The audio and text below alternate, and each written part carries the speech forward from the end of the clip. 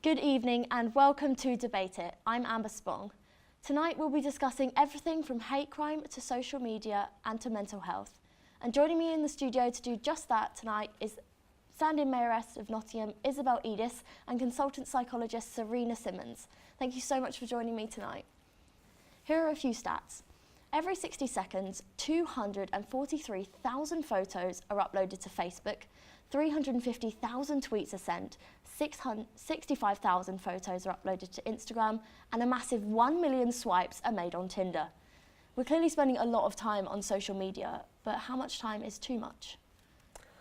Gosh, that's a big, broad question to start with. I was surprised by the stats, actually. The Tinder one made me giggle, though. Yeah. I have to say that's a lot of swipes.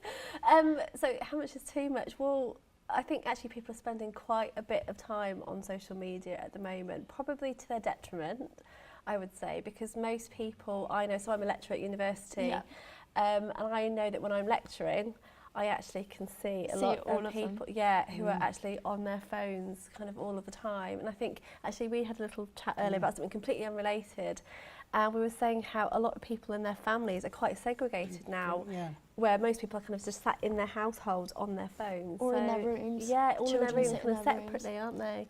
And also you've got, if you see mothers pushing push chairs or children running in front of them and they've got the phone out and they can't concentrate. It's like driving, isn't it? They say you can't drive and text. Same difference if you've got children and people like that. And yes, I think it's changed the whole dynamics of the family, and it irritates me.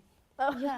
Do you think that it could be a generation thing? Do you think that perhaps the older generation are just worrying about social media and the effect of it, or do you think they have valid reasons to be concerned? I think it's like a generation thing. I suppose if you go back to the days of rock and roll and things when your parents complained about that and then new things come along. But I think another thing is children are getting these devices far too early, and these children nowadays are so clever at picking things up. I think there should be a time when they say you can have this.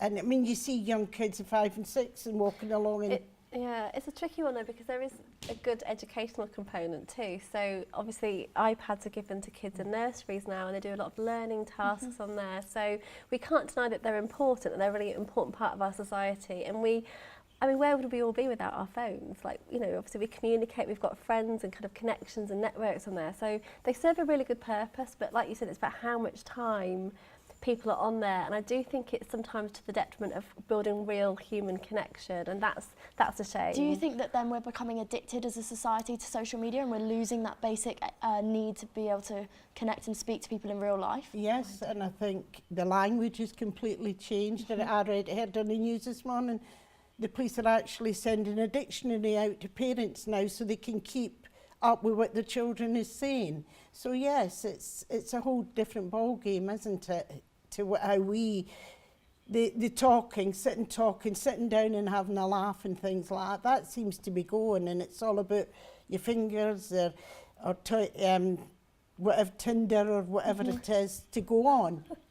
And there's the communication skills are going. Would you say that this is starting in families with parents finding it too easy to give their children the iPad or the phone rather than giving them an activity to do and spending time with them? If they're busy, it's much easier to just hand them the phone. I'm not a parent, but it's hard. Like, I've got nephews and nieces, and it's, you know, it's not always a bad thing. Sometimes you do want to give a kid an iPad and let them watch something and kind of, you know, that's fine, or do an activity on there.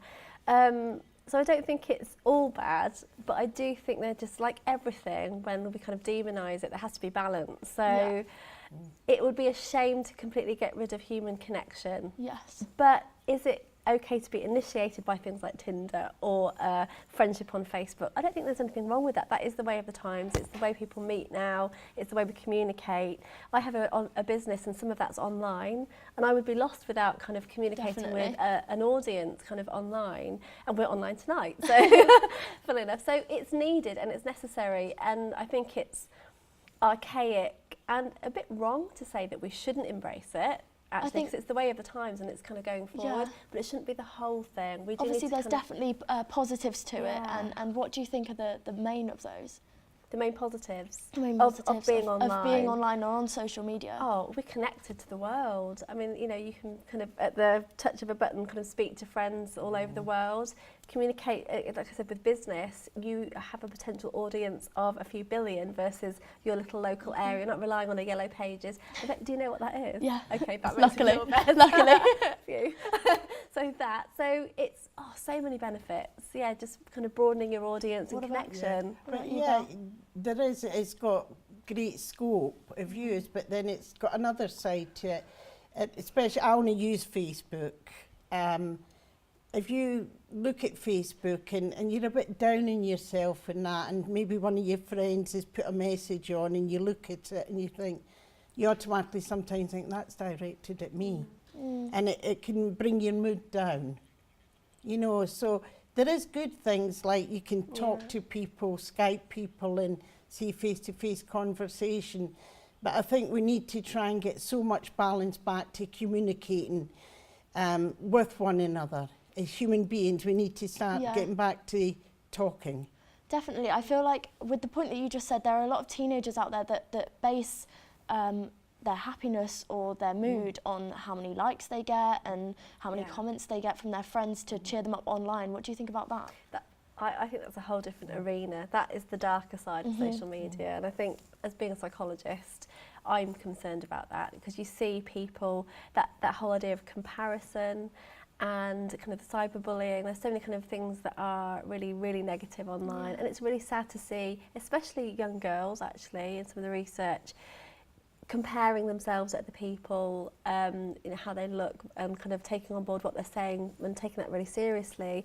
That's not great. Not great for your mental health either. What about you? What do you think about that? Yeah, I think that years ago it used to be magazines that deemed that you had to be this certain shape, this certain size, but now it's like, do you like you, do you not? It's all based in that. And the thing as well is, if you're at school, when I was at school and you had a group of friends and you fell out, it was face-to-face confrontation. But with Facebook, a whole lot of them can start sending all these messages and that to you. And if you're one on your own, my goodness, it must be horrendous. It must be. Well, sticking with the social media theme and picking up on the recent story about Facebook harvesting user data to influence political voting, there is the issue of how our data is used and where our information really goes. Belle, would anyone ever admit in politics to using social media for their advantage? I don't think so, not in this lifetime. Not a chance. Not a chance.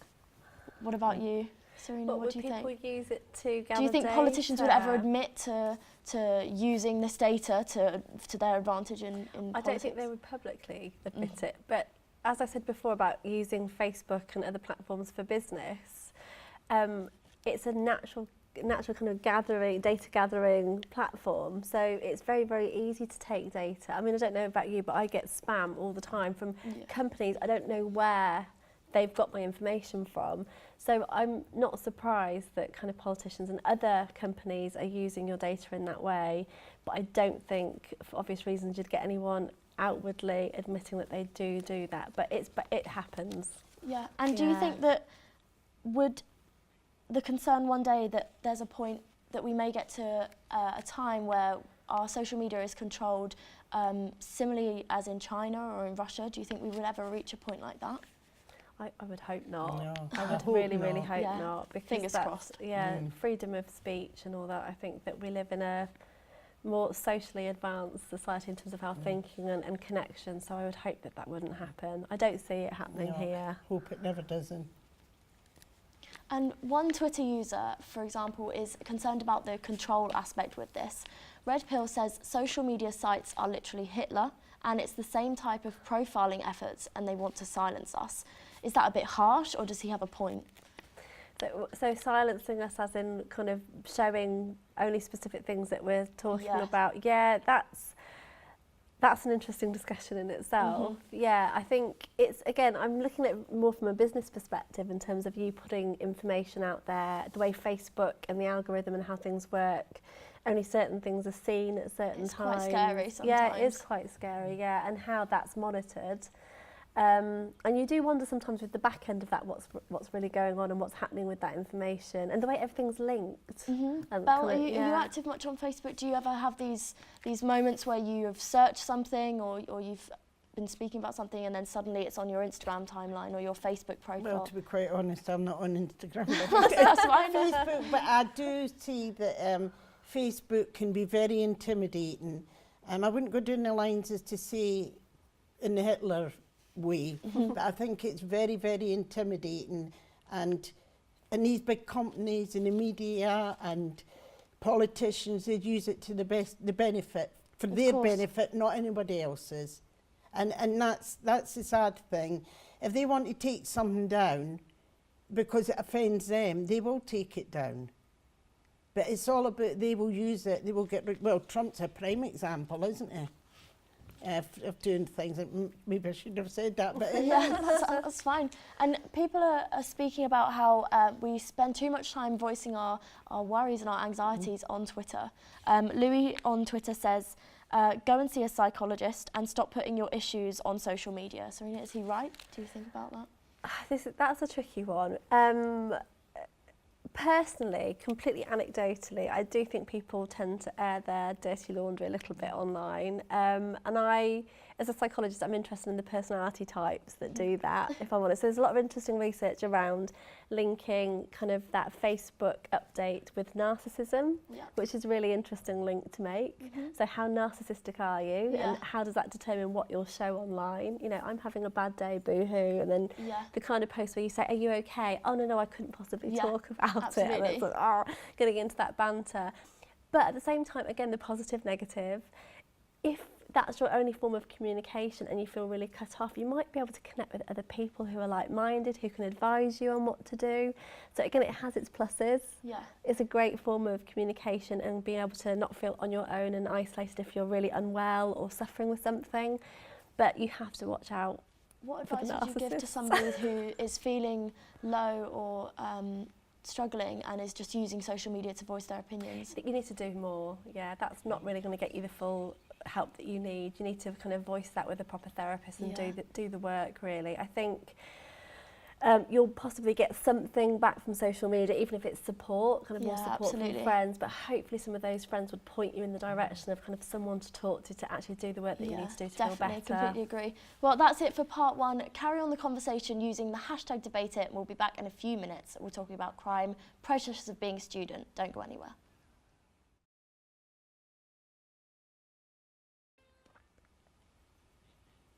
Now, we've all heard the recent news of the murder of 18-year-old Mariam Mustafa, who was beaten outside the Victoria Centre by a group of girls, followed onto a bus and beaten again, after which she fell into a coma in hospital and subsequently died. The police are saying they are open-minded about whether or not it was a racially motivated attack, but with racial hate accounting to 78% of all hate crimes, it's likely this could be the case. Now, Belle, why do you think the police could be so reluctant to accept this possibility? I think, to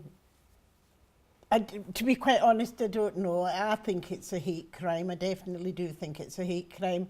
And I don't know why the police are not admitting to it. Whether in their minds they think if they say it, it might start a feud. That's about the only thing I could think. But they need to come out and open up and tell them what they really think that was. You don't go up and beat a girl severely, then follow her onto a bus, and then not say it wasn't a hate crime. No, absolutely. And Serena, do you think that the approach by the police could possibly have been different if this was a white female? To be completely honest, no. I think, obviously my background's forensic and criminal psychology, so I can see completely why the police have done this, and they've done the right thing at this point in time, because you don't announce anything without facts. You're right, it would stir up a lot of tension in the community. And also, on face value, they have to do so much investigation. To me, with my background, I wouldn't be completely convinced at this stage that it was a hate crime.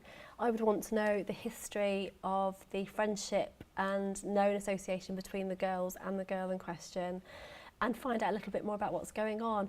Bullying in itself is rife you know, across the country, across the world. So I would want to know more about what that girl's relationship was specifically to them and what that looked like before I made any assumptions, actually. Yeah, absolutely. And do you think that regardless of hate crime or just bullying, why do you think that instances like this are still occurring when it's 2018?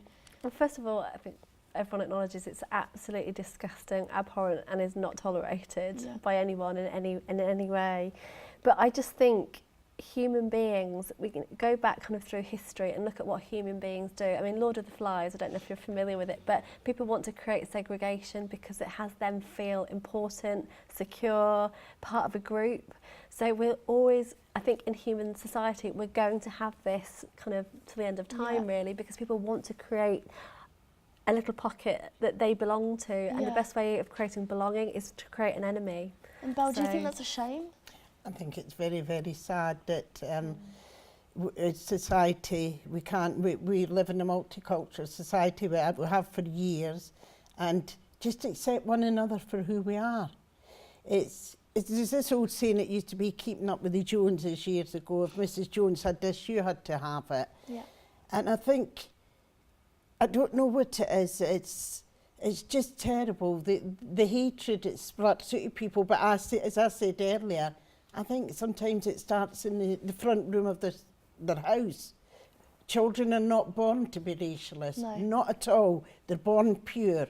It's only what's put into the children's mind. I was going to speak to you about this. Do you think that it stems from families? How can we stop this if it's always going to keep going through families? I don't know. I just don't know what the answer is. These people that are like this have got to have this. They can't love their cell or care about their cell. So they've got to really look deep into their cell and say, want to live a normal life. If they don't want to, let the children live a normal life. Let the children make friends. Children, when they're at school, you don't see, maybe you do now, but when they were at school, it's their mates, it's their friends, not whether you're black, white, Chinese, Japanese, anything.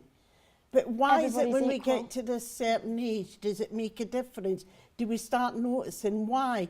It's that flip over. And what causes that flip over? And I think this is what we need to look at. At that point, do we go from being friends and not seeing any difference, which there isn't no difference, and then some people get to a certain age and all of a sudden it makes a big difference. No, absolutely. Now, hate crime takes up various forms, the largest portion being down to race, but the second largest is down to discrimination against sexual orientation, closely followed by religion and disabilities. So we've got some big problems that we definitely need to address. What do you think makes part of the population so intolerant? I think it's kind of what I said before, really. Just people always want to create an outsider so that they feel like they have some kind of belonging. But also kind of building on what you've said as well, in terms of, I think we're always going to have these problems, but it takes everyone to be responsible for standing up for it and kind of not tolerating it as well. So we all have to be responsible for tackling it and not actually putting up with it and saying it's not okay to be that way. So I think people who are racist or homophobic or, you know, kind of discriminatory towards any minority groups, to have the rest of society say, no, we're not going to tolerate that, whether that's that they're educated also through school, wherever we can kind of educate people to not be that way, we have to kind of take responsibility and do that as well, I think. And do you think that if you were to see something like this, it's one idea saying that everybody needs to stand up for each other and everybody needs to do something about it as a community. But if you were to see something like this, would you feel afraid of speaking out and saying that in case yourself got hurt? What do you think? I have done it in the past. I don't, I'm quite the sea gobby. And I'm quite so that's all right. My nature is I feel like I'm a protector. And if I had been in that situation, and I have been in situations where I have stepped up to the mark, and when you step up to the mark, it's about being this protector and helping somebody. And you don't actually think of the dangers while you're actually doing it. It's after you walk away and then you start going over it in your mind. But I must say, it's unbelievable that girl sat in the bus and only one person tried to protect her. It's absolutely what is mankind coming to? with me. I'm an animal lover, I love animals, but if they were kicking a dog, would they have got up and protected that? I mean, it's unbelievable, sad, unbelievable. No, I completely agree. Yeah, As well as hate crime being a topic in the news right now, so too are issues affecting students. Usually it's all about the rising debt they have and whether it's all really worth the cost. But there could be a problem that's more important than money, and that is the mental health of students today. With 87% of first-year students finding it difficult to cope with the social or academic aspects of uni life, should there be more thought put into how students cope with university? You're going to ask me that, aren't you, as a university lecturer? What do you think? No, I'm joking. That's a really... So I kind of have two hats on, I suppose, as a university lecturer. I see it from that side of things. But also just the completely human aspect. Obviously, there's a grey area in the middle. I do think there's a lot of pressure on students, but I think the thing that I struggle with a little bit is it is a self-inflicted pressure in that there's a choice as to whether you want to go to university in the first place. So that would be something, and I would say might be quite controversial given what I do, but I don't think everyone should go to university. I think you should think really strongly and long and hard about whether it's the right path for you and go at the right time for you. And I think in terms of any issues that you're experiencing, especially in that first year, because it's really well known that it's a tough time, that you're obviously going to be quite homesick and it's a really big problem, that we understand, you know, lecturers understand that. We've all probably been there in that position ourselves and we get how it feels. There's an awful lot of support that we offer. So I would just say, just really be in touch with people if you're experiencing any of those problems at your university, because there are so many sources of help for you while you're there. Yeah. So access what's available to you, and at the end of the day, you still have a choice as to whether this is your path, or you have choices as to how you go about doing it. Could you do it part-time? Is open university better? So look at your options as well. Definitely explore all of those, but there are a lot of financial, emotional and like mental struggles that students have. Do you think that students should have a lot of pressure from their parents, or do you think that this is something that people should relax on before they come to university? I could keep talking about it for a while. I've got a lot to say on that, but do you want to? One of her aims is to go to university. She wanted to be a solicitor. And we were just talking about it the other week, and she was saying it's just like 7 years. And the first thing she says, just think of the day I'm going to be in Nana before I even get anywhere. And she's not even at university. So if sort of you're thinking at that young age about the dates. But I think what you said about homesickness, and I think, I mean, I came here 45 years ago and I have never felt such pain in all my life when I left Scotland. And it's just an emptiness. And I think if you're like that, and I felt non-sociable, that I couldn't socialise with other people because I was so depressed. And I think if some young students get into that mould, then it's going to be a lot harder for them to get out of it. So then maybe the mental health problems kick in. Well, that's all we've got time for, I'm afraid, on today's show. Thank you both for coming into the studio tonight, and of course you at home for watching on Facebook. Make sure you carry on the conversation using the hashtag #DebateIt. I'll see you next time. But until then, bye-bye.